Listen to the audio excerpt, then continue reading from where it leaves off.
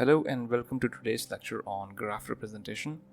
We'll discuss three common ways of implementing graphs, the edge list, the adjacency list, and the adjacency matrix.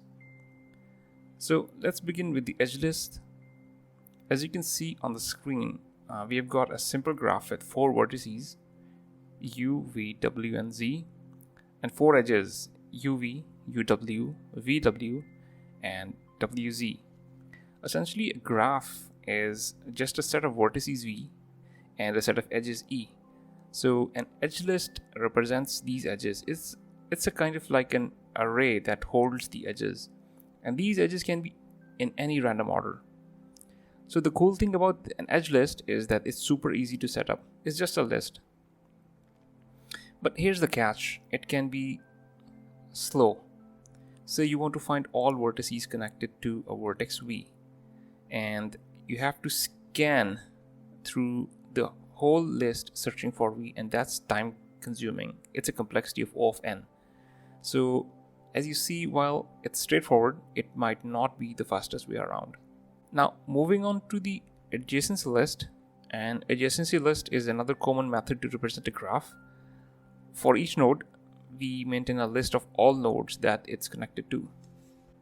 For example, here node u is connected to nodes v and w, so its adjacency list will look like a u pointing to a sublist which contains u and w but not z, since z is not adjacent to u. Similarly, node v is adjacent to u and w as shown by the list. Node w is adjacent to u, v, and z, but node z is only adjacent to w, and hence just a single entry in the adjacency list.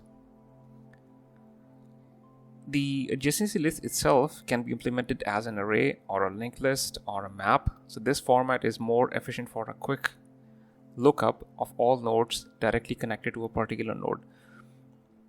But scanning for an incident edge is pretty slow. You still have to scan the entire list. Lastly, we have the adjacency matrix.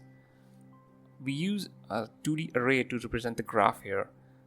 So the row and the column headers represent vertices of the graph.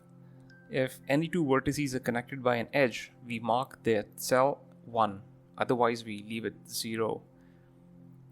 For example, here, since there is an edge between u and v, the cell uv is marked as 1.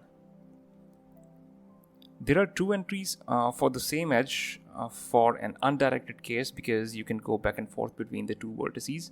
So you can go from u to v and you can come back from v to u since it's undirected. So there is no edge between u and v, so that particular cell is left as 0, as you can see. This representation is pretty efficient for checking if an edge exists between two nodes. It's just O of 1, but it may take up more space than necessary. And especially for the sparse graphs. It takes a huge amount of space, and it's not very efficient in that regard. To recap, we've covered three common graph representations. Edge lists provide a simple but inefficient lookup. Adjacency list gives us an efficient neighbor access but pretty slow edge checking. And adjacency matrices are efficient for edge checking, but they can be really space consuming. So the best representation to use depends on your specific needs and the nature of your graph.